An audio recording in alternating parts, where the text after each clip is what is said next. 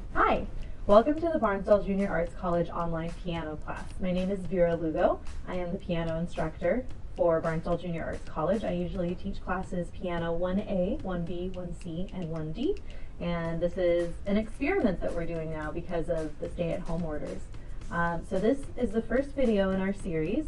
It's going to be a 12-video series with a focus on composition. And I'll say this, I think, a few other times in the video. But the culmination of this class will be a composition recital, and each student who wants to participate can film a video of themselves playing a song that they wrote, and you're going to learn how to write a song in this class. It'll be very fun. I wanted to start off by showing you the inside of a piano. That's something that not a lot of people get to see.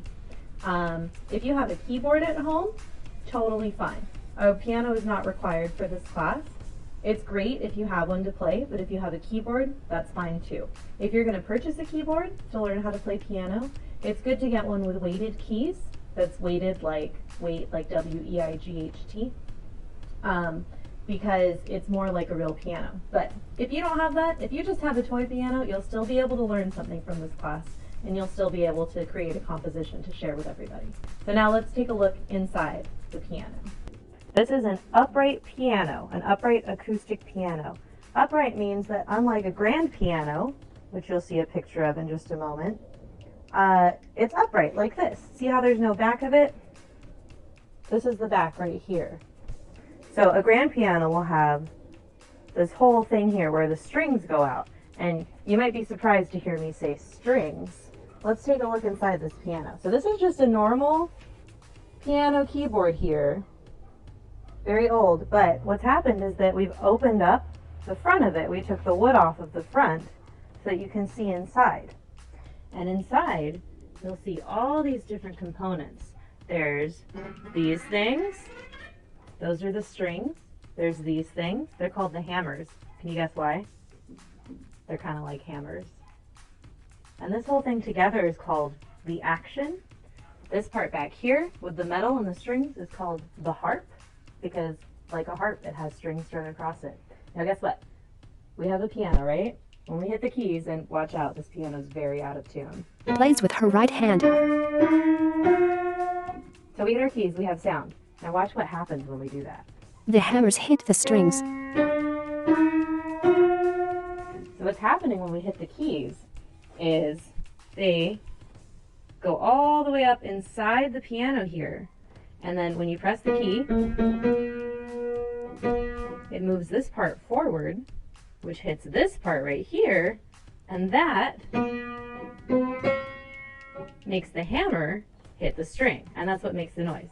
Now, this piano has 3 strings per note. So each of these 3 strings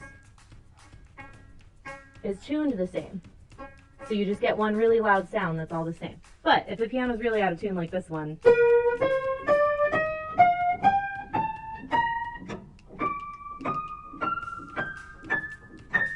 sometimes the strings aren't quite in tune with each other.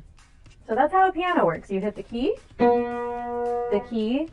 rises and makes the hammer hit the string, and that's how we get our sound. And that's it. Look, if I hold the key down, the string gets to keep ringing.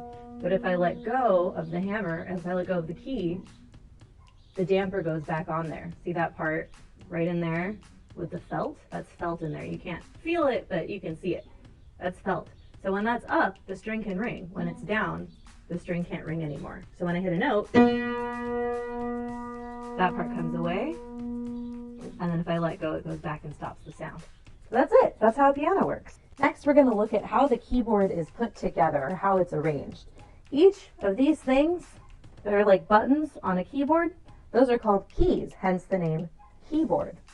So you can press all these buttons, you can press all these keys, but they all have different sounds, right? Have you noticed that if you've played a keyboard or a piano before? They all have different sounds. So you can press any button, and each button corresponds to a different sound. So how do we know which button makes which sound? Well, that's all in the arrangement of the keys. Every keyboard in the entire world that you see, unless for some reason somebody has changed it to be different on purpose, you can pretty much always bet that they're going to be arranged exactly the same. And here we go.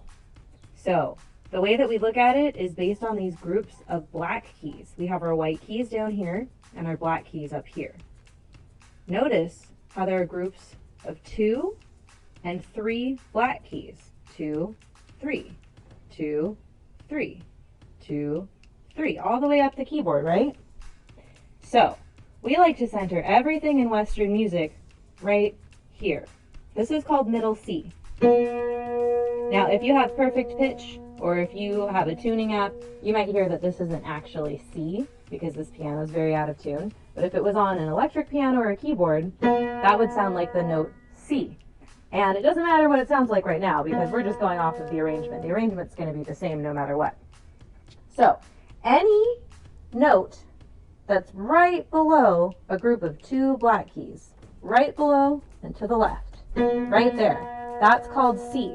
So if I move all the way down here to the bottom of the piano, here's our 2 black keys, right? Here's 3, here's 2. Down to the left, that's C. And look, we can move up here to the next group. Here's another 2, down below to the left. That's C. There's our middle C again. It's called middle C because it's in the middle of the piano, if you notice that. And up here, there's another C. Here's our 2, down to the left. And one more on this piano. 2, down to the left. Each one of these C's is what we call a different octave. Now let me show you why it's called an octave. I'm going to start here at this C below middle C. Here's our middle C. This is the C 1 octave below. Now watch this. 1, 2, 3, 4, 5, 6, 7, 8. How many sides does an octagon have? 8 sides. How many legs does an octopus have? 8 legs. How many notes are in an octave? 1, 2, 3, 4, 5, 6, 7, 8. There you go.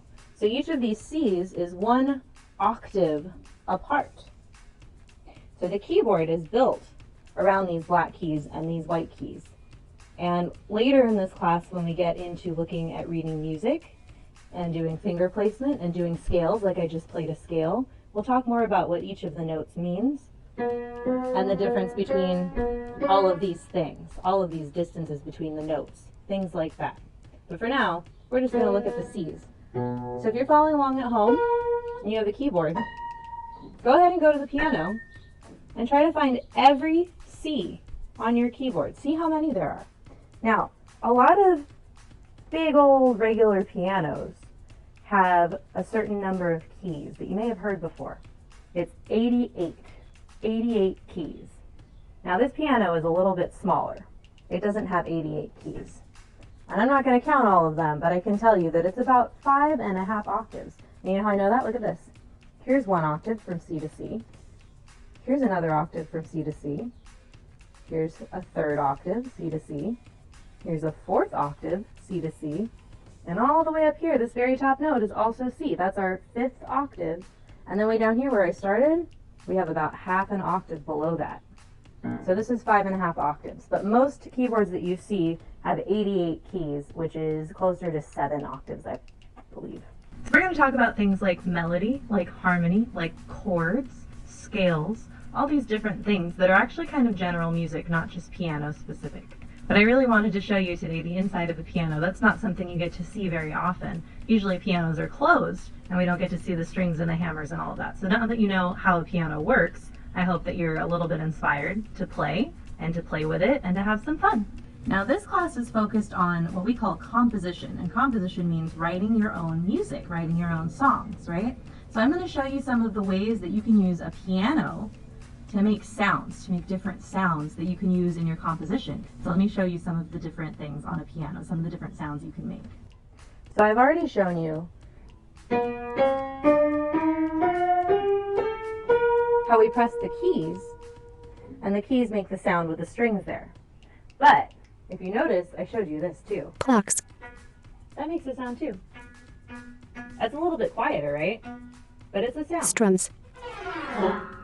You can make sounds with all of these strings inside the piano.